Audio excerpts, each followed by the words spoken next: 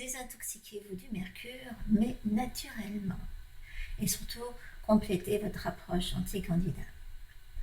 Alors pourquoi ce sujet? Eh bien tout simplement parce qu'aujourd'hui, plus on est assailli par les produits chimiques, plus votre corps a du mal à maintenir un bon niveau de détoxification interne. Normalement, on se détoxifie naturellement sans aucun problème. Mais c'est clair que quand le niveau devient trop haut, quand on sature, il y a un petit problème. Or, tout se rassemble autour de nous pour que cette détoxification se fasse le moins possible facilement. Et c'est ce qui explique l'épidémie de maladies chroniques, de maladies auto-immunes, dégénératives, qui afflige de plus en plus de monde, mais qui va affliger surtout les enfants de ce siècle, contrairement à ce que nous, on a connu si on est né 50 ou 60 ans plus tôt. Donc dans ces conditions, nous finissons par accumuler de plus en plus de métaux lourds dans notre organisme, inclus le mercure. Et au cours des années, moi j'ai remarqué combien les options de détoxification des métaux lourds étaient limitées en France. Les traitements proposés sont chimiques, pénibles, souvent toxiques, chers, non remboursés, et semblent être un peu à double tranchant parce qu'ils aident à éliminer les métaux lourds, mais surtout il faut intervenir d'autres produits toxiques. Et surtout, rien n'est fait pour protéger les organes qui vont quand même devoir faire tout le travail d'élimination, à savoir le foie et les reins. Donc, il était temps de mettre le nez sur des alternatives moins traumatisantes et tout aussi efficaces, bon, peut-être sur le plus long terme.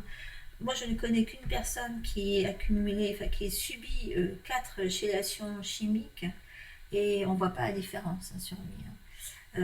Et d'après son témoignage, il a subi plus qu'autre chose ce type de procédure. Donc voilà quelques alternatives qui sont en fait issues de spécialistes, pour un spécialiste mondial américain qui lui n'utilise absolument aucune intervention chimique.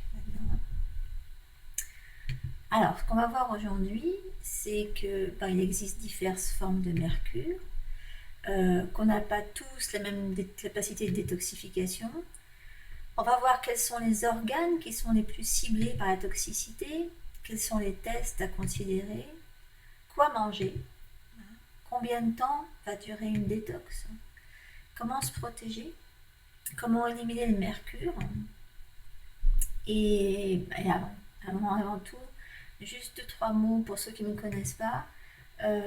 Donc je suis Cécile Heller, je suis franco-américaine, je fais partie des aromathérapeutes holistiques qui sont diplômés de l'école déjà Pacific Aromatherapy à Hong Kong, et j'ai reçu les enseignements d'autorités telles que Kristen Sanders, Gabrielle Moget, Ran Guba, et aujourd'hui je vis aux États-Unis et je me consacre à l'éducation de mon public sur les multiples façons d'éviter les médicaments et donc d'éviter les écueils que les industries alimentaires et pharmaceutiques s'efforcent de fabriquer pour nous maintenir dans un état de dépendance aux médicaments. J'adore détricoter pour vous tous leurs efforts de désinformation au sujet des approches naturelles. Donc c'est encore ce que je vais faire ce soir. Alors on y va. Donc passons en revue les sources de métaux lourds. Donc bien sûr, les sources les plus classiques sont les amalgames dentaires, c'est rempli de mercure, les gros poissons, les vaccins qui contiennent du thymérosal et la pollution produite par certaines usines à charbon. Voilà, ça c'est ce qui est le plus classique. Alors il y a le mercure non organique qui est issu des amalgames dentaires, qui s'accumule 100 fois plus dans nos reins et notre foie que dans notre cerveau. Donc pourquoi on va tellement s'intoxiquer? Pourquoi d'ailleurs, c'est une bonne question. Il y a aussi, j'en parlais avec une dentiste qui me disait que pendant des années, on a dit aux dentistes que c'était absolument pas dangereux, d'ailleurs. Et moi qui ai vécu en Californie, je peux vous dire que, je ne sais pas de quand ça date, parce que je passe pas ma vie chez le dentiste non plus, mais la dernière fois que j'y suis allée là-bas, c'était il y a environ 3 ans, parce qu'entre-temps j'ai déménagé, et maintenant en Californie on nous fait signer un papier qui nous demande de choisir quel type de pansement ou de traitement on veut, donc si on veut quelque chose à base de mercure ou pas. Et si on choisit le mercure qui est moins cher que l'autre version de composite, on signe une décharge qui décharge toute forme de responsabilité du dentiste si on a des effets secondaires liés à la toxicité au mercure. Il serait temps que ce genre de choses arrive en France aussi. Alors donc pourquoi une telle toxicité au mercure? Eh bien tout simplement à cause de son association malheureuse avec d'autres molécules pour former de plus gros complexes moléculaires. Donc il faut noter que certaines personnes fortement exposées au mercure ne deviendront jamais toxiques. Il y en a pour qui ça ne fait rien du tout. Et puis il y en a d'autres qui vont être faiblement exposés mais qui vont subir la toxicité. Donc les gouvernements qui essayent de vous faire croire qu'il n'y a absolument aucun risque avec des faibles doses de thymérosal dans un vaccin, c'est de la démagogie, c'est du foutage de gueule parce qu'ils ne considèrent que la moyenne et ce qui les arrange de considérer, c'est-à-dire la proportion de personnes qui ne vont pas y réagir. Et ils ne vont absolument pas prendre en considération ceux dont la vie va être complètement brisée à cause de ça. Et c'est quelque chose pour lequel je suis extrêmement... Enfin bon, moi, ça me fait monter la moutarde au nez, parce que je les ai vus, moi, des enfants, qui à 6 mois, à 18 mois, ont reçu un rappel de vaccin à base de thymérosal et qui ne marcheront jamais, ne parleront jamais. Donc ça existe, c'est pas une utopie, et il serait temps que les autorités cessent de faire passer le profit avant la santé des gens. On ne va pas le répéter assez, donc je le dis. Donc, tout dépend donc de votre capacité à vous désintoxiquer ou pas. Voilà. Mais le problème, c'est que c'est comme les fois où vous allez pour la première fois chez vous faire traiter pour quelque chose et qu'on vous demande candidement « Est-ce que vous êtes allergique à tel produit ?» Eh bien, le problème, c'est que tant que vous n'avez pas utilisé le produit en question, vous ne pouvez pas le savoir. Donc, qu'est-ce que vous allez faire? Est-ce que vous allez, à la limite, une allergie, ça va encore, mais on ne sait pas sous quelle forme elle va se manifester. Donc, un bébé, avant de lui faire son premier vaccin, vous n'allez pas nécessairement lui faire toute la batterie de tests qui va permettre de voir s'il est intoxiqué au mercure ou pas. Un médecin ne va pas vous dire « Bon, alors avant qu'on commence à le piquer, il faut d'abord s'assurer qu'il n'a rien. » Alors que normalement, c'est ce qu'il devrait faire. Parce que la loi réclame qu'un vaccin ne doit pas être administré à quelqu'un s'il est à risque, si son immunité est en danger, par exemple. Mais le problème, c'est que personne, jamais, ne se pose la question. Il faut dire qu'ils sont rémunérés au vaccin, et qu'évidemment, s'ils se mettaient à douter de la capacité de résistance au vaccin de leurs clients, ils auraient beaucoup moins de gains au bout du compte. Donc c'est à vous de faire valoir ce genre de choses, à la limite de réclamer quelles sont les preuves qu'ils ont que votre enfant va supporter le vaccin qu'ils sont sur le point de leur administrer. Donc, parce qu'il y a des enfants qui naissent avec un organisme déjà très encombré, seulement on ne peut pas le savoir. Et il y en a qui naissent avec des émonctoires déjà faibles. Bon, après, il y a plein d'adultes à qui ça arrive. Si votre corps ne sait plus évacuer les toxines assez rapidement, ça peut être tout simplement parce que vous avez accumulé trop de cochonneries, mais ça peut être aussi parce que vous êtes génétiquement favorisé ou pas.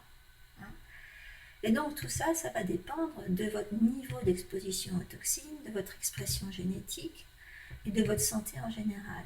Okay. Et donc c'est très très personnel. On ne peut pas faire de généralisation sur la façon qu'on va avoir de réagir à une accumulation de mercure dans l'organisme. Donc, dans tous les cas, on peut être favorisé ou pas, mais il y a des facteurs qui augmentent la vitesse de détoxification ou d'intoxication. Et par exemple, une chute de progestérone, ça met un frein à une bonne détoxification naturelle. Il y a certaines personnes qui sont plus sensibles que d'autres au métro, qui vont y réagir à des niveaux beaucoup plus bas que la moyenne. Et malheureusement, comme je vous le disais, on est traité comme de la moyenne, et nos bébés compris. Et donc c'est une raison pour laquelle on va nier les effets des vaccins sur les nourrissons, parce que évidemment c'est beaucoup plus facile de dire que non, il n'y a aucun risque, parce qu'il y a un certain pourcentage de la population sur lesquels il n'y a aucun risque. Mais ça nie le fait que quelqu'un d'autre puisse être différent. Le problème, c'est que les gens qui sont différents, ça leur bousille la vie. Alors, tout ça parce que le cerveau, c'est une des cibles principales des métaux lourds. Voilà. Le cerveau, si c'est touché par les métaux lourds, ça se manifeste sous forme de dépression, d'anxiété, d'irritabilité, de perte de mémoire, de maladie d'Alzheimer et de Parkinson. Et ça, on va en voir de plus en plus, parce que il y a de plus en plus en vieillissant, les gens, on leur donne de plus en plus de médicaments, c'est complètement indécent. Et il y a surtout une accumulation.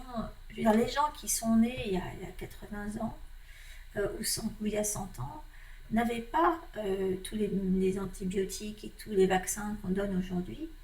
Et du coup, on a environ 15 000 centenaires en France.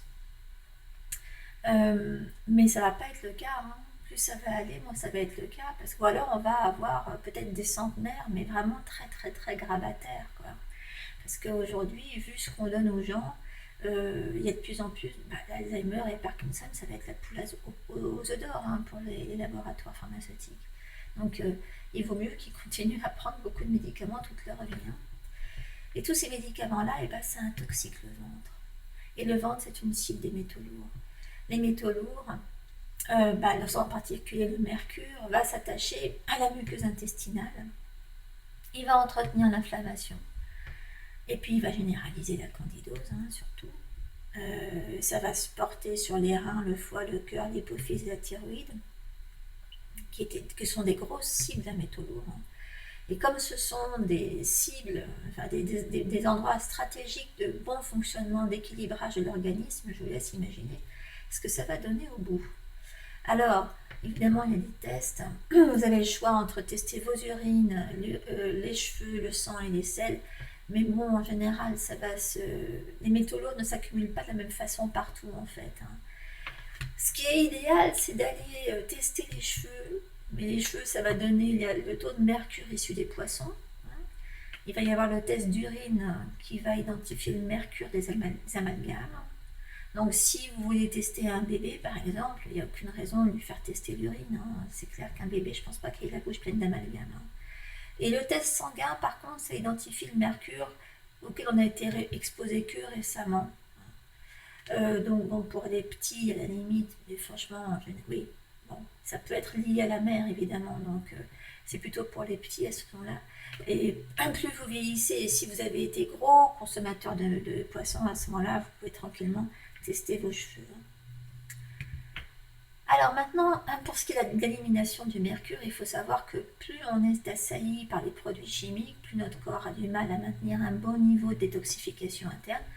Donc, il faut d'abord rendre le pouvoir au corps et casser le cercle vicieux de la paresse d'élimination du corps. Il faut nous rendre la capacité à nous détoxiquer. Et donc, vos organes émonctoires, surtout quand vous êtes toxique, sont les plus souvent très faibles et défaillants. Et ce sont eux qui ont le plus tendance à conserver le mercure. Normalement, ils doivent l'éliminer naturellement entre 40 et 120 jours. Donc quand ça fait des années que vous accumulez du mercure et que vous avez du mal à l'éliminer, vous imaginez ce que ça peut donner. Il y a surtout que vous pouvez être exposé à des grosses sources de mercure sans le savoir. C'est ce qui arrive. Moi, j'ai une amie à qui c'est arrivé. C'est comme ça qu'elle a fait un bébé qu'elle a appelé la bombe nucléaire après, parce que le petit, dès la naissance, ils s'en sont rendus compte qu'après, évidemment, en fait, ils s'en sont rendus compte une fois qu'il a eu réagi à son second rappel de vaccin et qu'il a été déclaré autiste quelques jours après, suite à une grosse réaction au vaccin, évidemment. Et personne ne voulait lui tester les métaux lourds parce que personne n'y croyait. Et elle a tellement insisté qu'on l'a fait. Et elle m'a raconté que la pédiatre a été horrifiée en voyant le taux de métaux lourds et en particulier de mercure de ce bébé. Et il faut prendre ça en considération. On se dit qu'un petit comme ça n'a pas le temps d'avoir une telle accumulation de mercure, mais si. Parce que si sa mère, elle, a été exposée à du mercure pendant toute la gestation, et qu'elle-même, pour une raison X, est prédisposée à le garder, qu'elle a des problèmes d'émouloir, etc., et que le petit, du coup, en profite, comme je vous disais, il y a une prédisposition génétique, et ben à ce moment-là, effectivement, ce bébé-là, à moins de ne pas être exposé à encore plus de métaux lourds et à encore plus de médicaments et de choses comme ça, et ce qui va faire procurer plus d'inflammation, à ce moment-là, lui, il peut à la limite s'en sortir et commencer, quand son organisme se met à fonctionner correctement, à l'éliminer. Mais si on lui en rajoute au moment où il n'est pas encore correctement entraîné à éliminer tout ça, et ben c'est cuit. En tout cas, pour le fils de ma copine, ça a été cuit, hein. Très rapidement cuit. Voilà, donc dans ces cas-là, il ne faut pas hésiter à changer de zone d'habitation. Il faut leur faire retirer les amalgames, mais alors vraiment que par un dentiste qui est équipé pour, parce que sinon vous réabsorbez tout. Et puis il faut trouver le moyen de limiter absolument la prise de médicaments. C'est que la plupart du temps ils sont inutiles, ils n'ont jamais guéri personne, ils entretiennent vos problèmes, ils en fabriquent d'autres, donc bon, vous avez tout à gagner à ne pas utiliser de médicaments, hein. Les médicaments, il faut les garder pour les cas de douleur, les cas de trauma, les cas d'opération quand il n'y a pas le choix. C'est vraiment plus lié à des accidents et des choses comme ça. Sinon, il n'y a aucune raison d'en prendre. Donc, vous devez absolument éliminer les aliments aussi qui entretiennent l'inflammation et ceux qui ont tendance à provoquer des réactions immunitaires ou allergiques.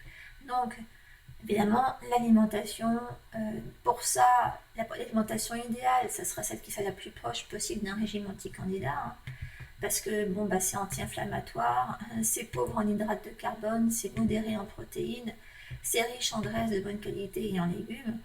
Donc c'est le type d'alimentation qui ne se contente pas de réparer votre corps et de le préparer à la détoxification, c'est aussi le type d'alimentation qui va améliorer votre sensibilité à l'insuline, et donc à la capacité de guérir votre diabète 2 si jamais vous en souffrez.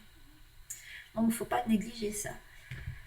Aujourd'hui en France aussi, on va vous proposer de la chélation intraveineuse pour évacuer votre mercure. Donc c'est ce que je vous disais, c'est pas la meilleure et la plus saine façon de procéder. Donc l'idéal, c'est de faire un travail de détoxification dont vraiment tous les organes profiteront au passage.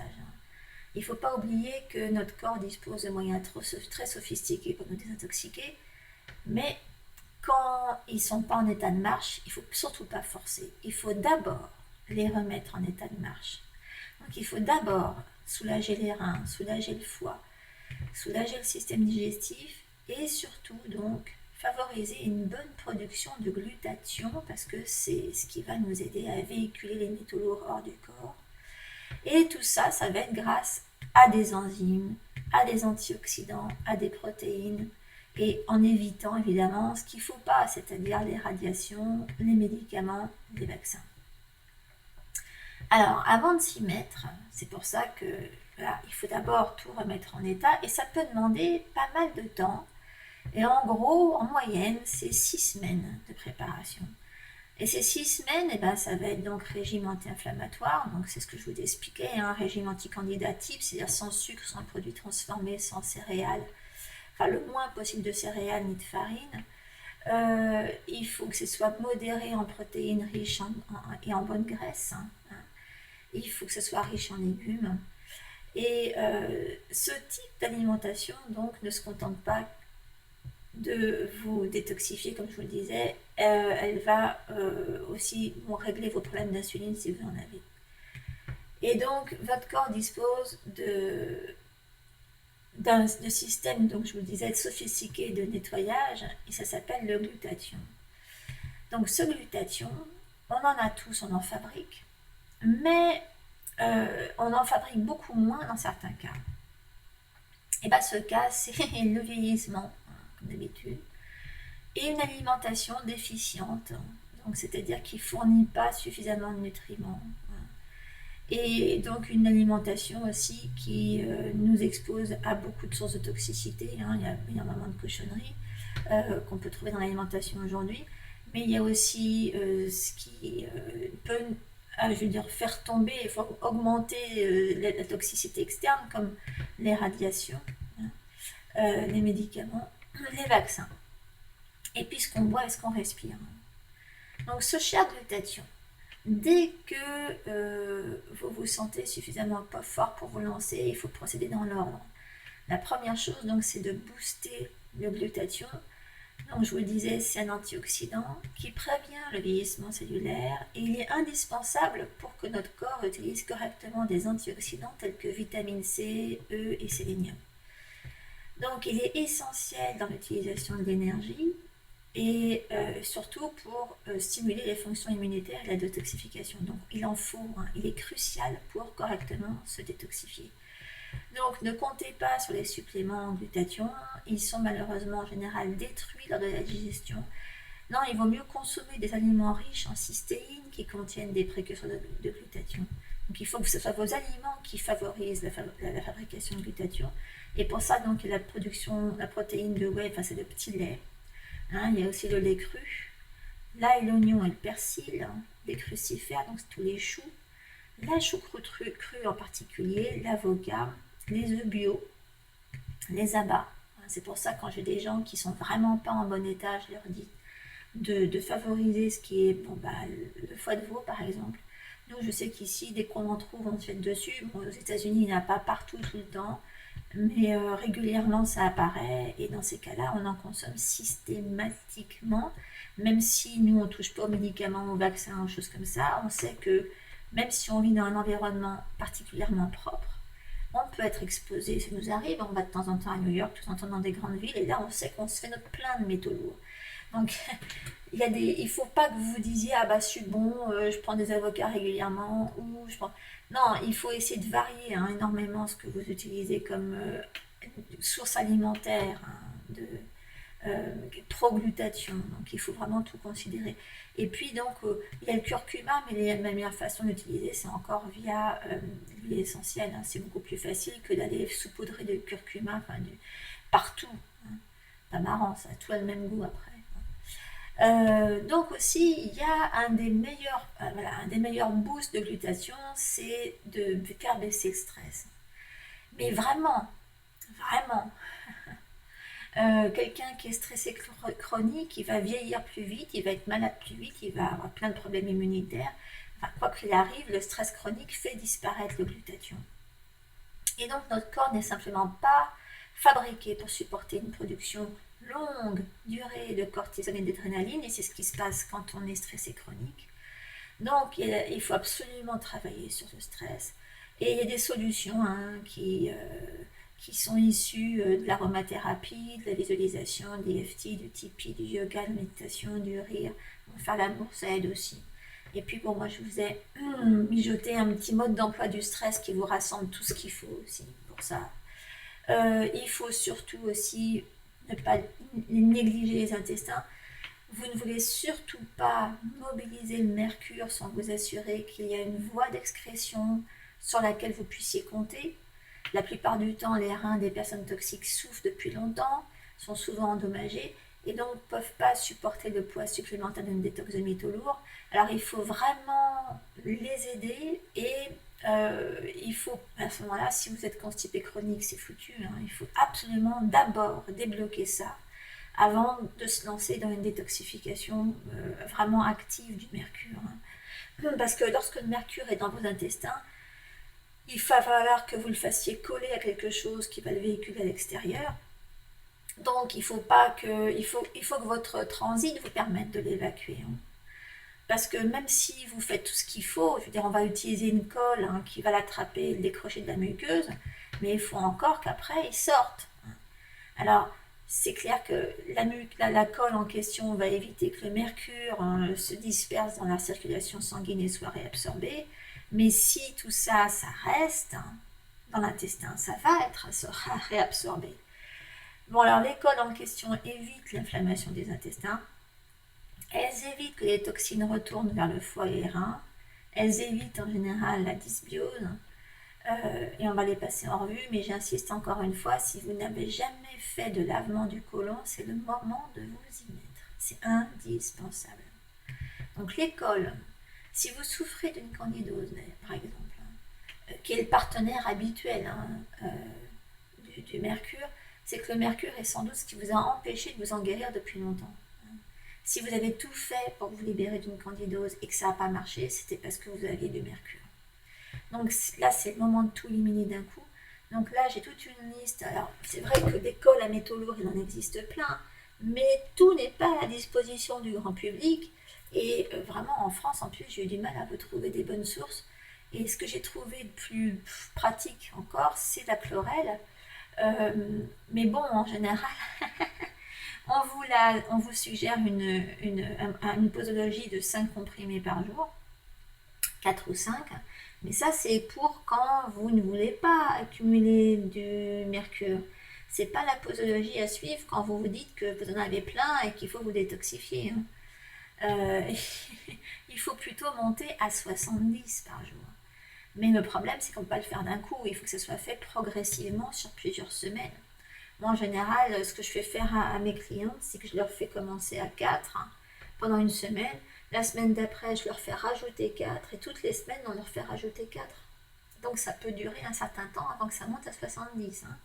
Comme je vous le disais, ça prend du temps. Il ne faut pas essayer de faire ça rapidement. Il n'y a pas de baguette magique qui va vous débarrasser de votre mercure du jour au lendemain.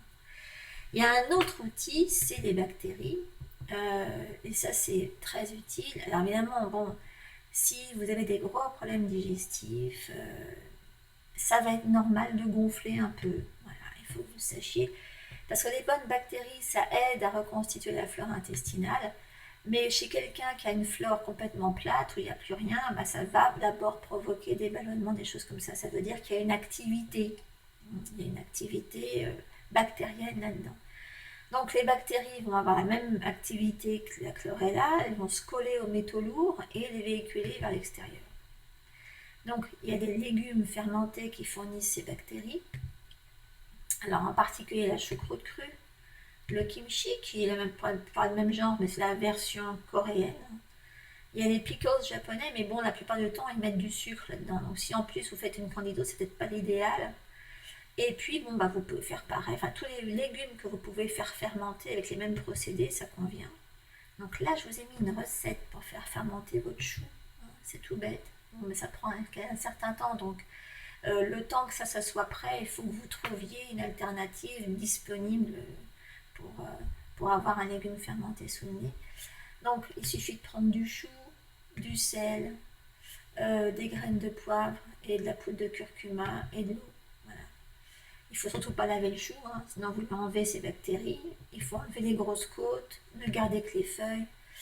Il faut tout empiler, couper des tranches, des fines lamelles, fines lanières. Vous saupoudrez tout ça de gros sel gris dans un saladier et puis de curcuma. Et vous prenez vos mains et vous malaxez. Vous massez ce chou parce qu'il faut qu'il y ait du jus qui coule au contact avec le sel. Il faut beaucoup de jus parce que c'est le jus qui va vous servir de saumure que vous allez verser sur le chou quand vous l'aurez entassé dans des bocaux. Et il faut que de préférence que le jus recouvre le chou. Bon, si ce n'est pas le cas, vous rajoutez un petit peu d'eau de bonne qualité. Et puis là, vous mettez du poivre, vous mettez un pois par-dessus, vous fermez bien et vous laissez fermenter à une bonne semaine avant de mettre au frais un mois. Donc voilà, il y en a pour un mois. Donc en attendant, il faut que vous trouviez d'autres sources. En plus, donc dans la foulée, je vous recommande fortement de reconstruire votre microbiome intestinal. Donc s'il s'agit de réparer votre muqueuse, éliminer le candida, relancer votre nouvelle absorption, pratiquer régulièrement des lavements du côlon, ce qui va être une bonne... vous pouvez déjà commencer tout ça tranquillement, vous pouvez vraiment y aller avant de vous mettre à la détox proprement dite, ça va considérablement aider les choses et vous mettre sur les rails. Il faut vous supplémenter en minéraux et en vitamine D et il faut de préférence avoir une source de sauna infrarouge, faire plus d'exercices et puis commencer à une prise en charge de vos émotions avec de l'EFT. Combien de temps il faut faire tout ça? Eh bien au moins 6 mois. Vous pouvez faire 6 mois de préparation, mais je présente plutôt 6 semaines de préparation. Mais une fois que vous avez fait toute la préparation, ça va être 6 mois de détox, voire plus. Il Il faut surtout tenir le coup face aux symptômes. Il faut tenir le coup longtemps, donc il ne faut pas que ça soit trop dur, il faut avoir son rythme. Hein. Il faut que ça peut prendre 2 ans, hein. Ça peut prendre 2 mois, mais ça peut prendre 2 ans. Donc je vous disais qu'il fallait équilibrer le microbiome. Donc ça permet de soulager la muqueuse, ça demande de choisir les bons aliments, ça demande de savoir comment consommer ces aliments, quoi éliminer de votre alimentation, comment augmenter l'absorption. Et ça, c'est des choses que je vous donne dans le mode d'emploi du microbiome. Je vous donne des protocoles aromatiques pour vous faire masser et vous traiter tous les jours. Et je vous donne aussi des recettes de suppositoires à faire à la maison. Et les bons compléments alimentaires surtout. Et donc tout ça, ça vous donne des outils, comme ça vous n'avez pas besoin de vous prendre la tête à vous demander quoi faire pour travailler sur votre microbiome. Tout ça, vous l'avez là-dedans. Donc ça, c'est du clé en main pour travailler sur votre ventre. Mais évidemment, il ne faut pas oublier le stress, parce que tant que vous allez avoir du stress, ça va être cuit pour vous occuper de votre microbiome. Donc vous avez aussi ici un mode d'emploi du stress. Et puis bon, s'il y en a encore qui n'ont pas ce livre, j'en parle, donc c'est l'équilibre anti-candidat, et c'est ce qu'il faut impérativement suivre. Il faut le commencer de préférence avant d'entamer la détox mercure à proprement parler. C'est quelque chose que vous pouvez mettre en route une fois que vous avez traité votre microbiome, ce qui est beaucoup moins restrictif que le régime anti-candidat. Mais le fait de traiter votre microbiome, ça vous met sur les rails. Et c'est clair que si vous faites de la candidose, ça ne va pas être suffisant, mais au moins ça vous permettra que ça soit progressif, et surtout ça vous donnera des bonnes bases pour quand vous aurez terminé tout ça, que vous sachiez quoi faire pour ne pas retomber dans le panneau surtout. Hein. Parce que tout ça, ça demande beaucoup de rééducation. Voilà, là vous avez tout. Normalement, vous devriez y arriver. Si jamais vraiment c'est quelque chose de trop dur, je vous rappelle que vous pouvez toujours me demander de vous aider pour 1 ou 2 mois pour vous suivre à des moments difficiles. Hein. Mais normalement, il n'y a pas de raison. Vous devriez y arriver tout seul comme des grands. Voilà, j'espère que ça vous servira.